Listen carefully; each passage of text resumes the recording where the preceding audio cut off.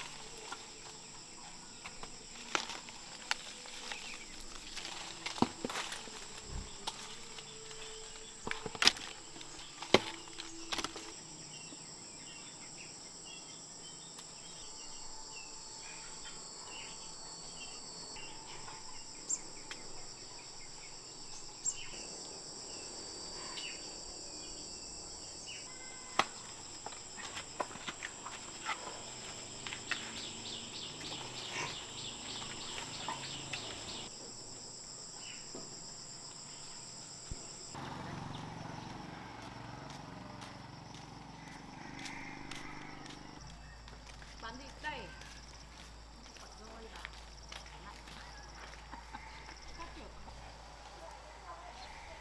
Bà lấy nước làm gì?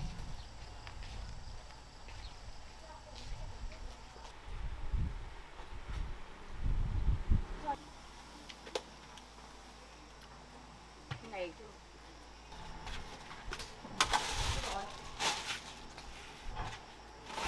mấy cây hả? 9 cân. Là 9 cân. 80.000 à? Đẹp quá cái cây kìa. Ông mua 100 mấy đấy. Này 80.000 này. Ôi, cái cây nó thấp đẹp chưa? Đây. Đây cho bà nhé. Con thấp cho cần kìa.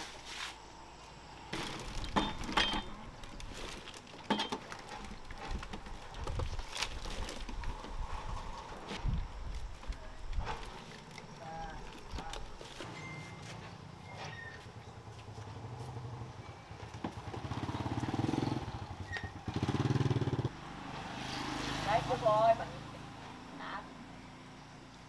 Đừng có xèo.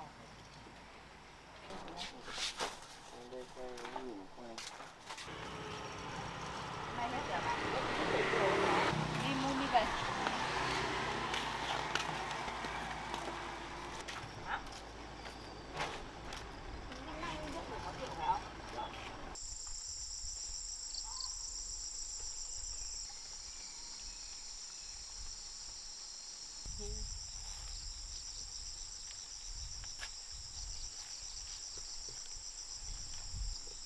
cá không con? Có biết câu không? Đi ra đây. Ở đây hai cái cống mình câu nhá. Nó không cắn đâu. Nó không cắn đâu.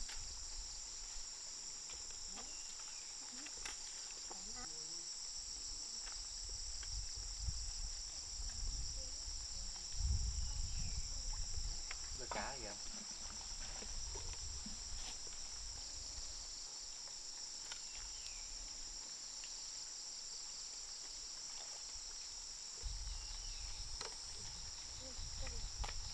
Con cầm được cần không? Được không? Đấy, cần hơi bị to. Cẩn thận ngã đấy con. Kia. Cá này nó cắn rồi.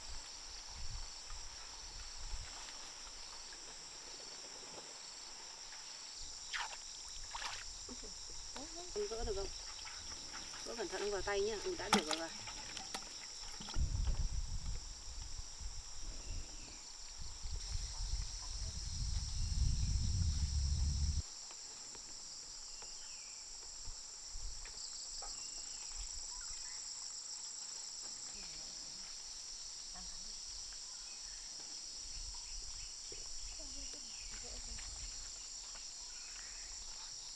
Cần này to quá, mai làm cho tụi nó cần bé nhỉ. Ở đây ra. Hả? Chẳng biết ở cái chỗ.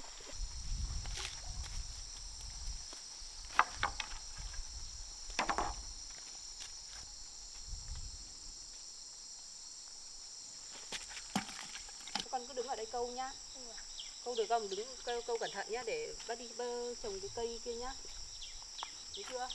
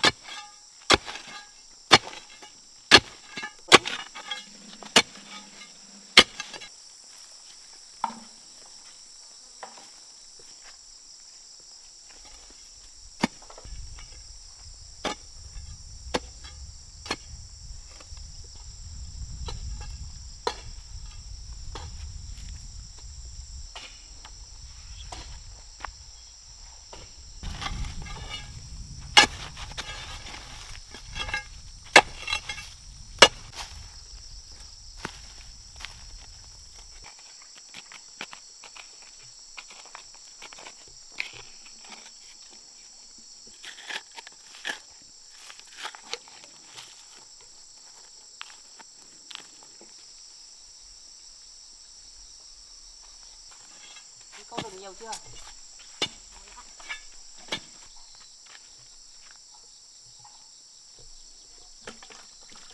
Cẩn thận không chọc vào tay nhé.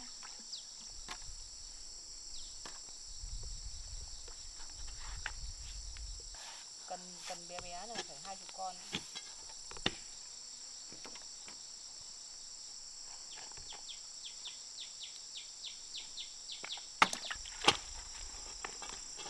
Ấy da, nó to nhỉ? To thế.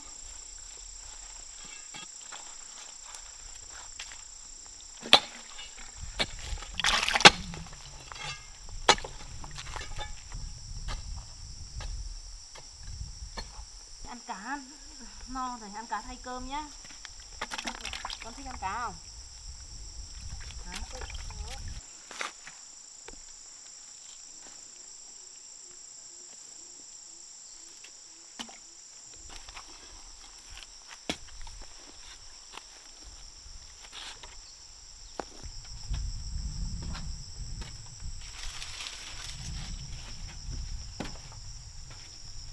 Xách cá vào để tí mổ thì rán.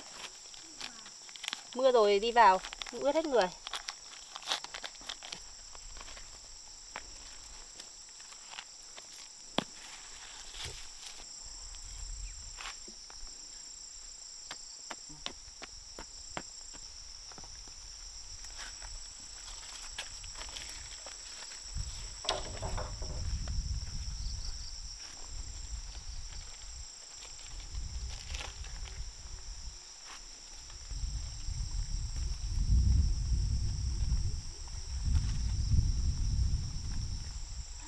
Hơi đau cả.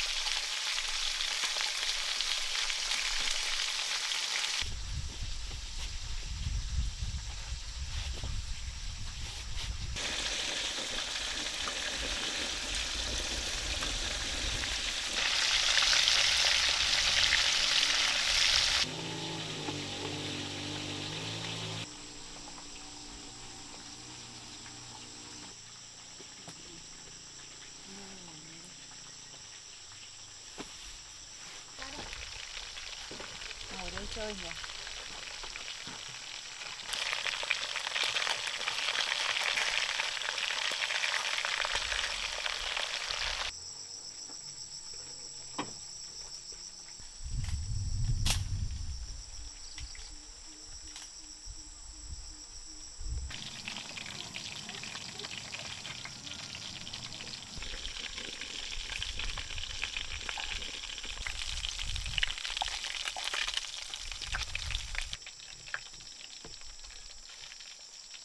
Con lấy bát ra để cô cháu mình ăn cơm đi con. Cái bát để ăn cơm. Ăn cơm.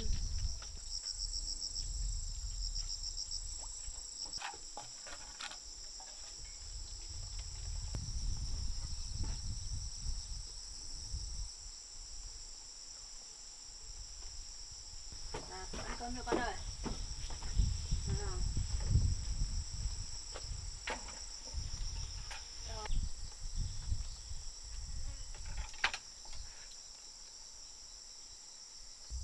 Ăn xong ăn cơm rồi nhá. Cẩn thận ống hấp đó con.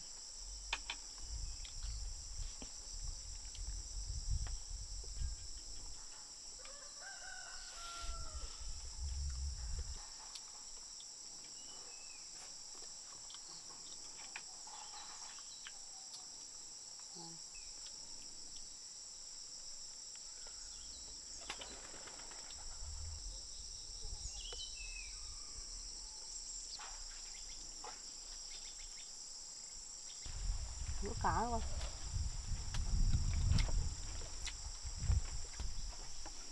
Đây, gỡ ra.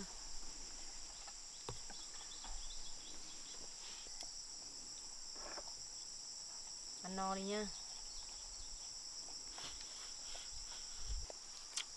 Đây, gỡ cho. Rồi xương đấy con.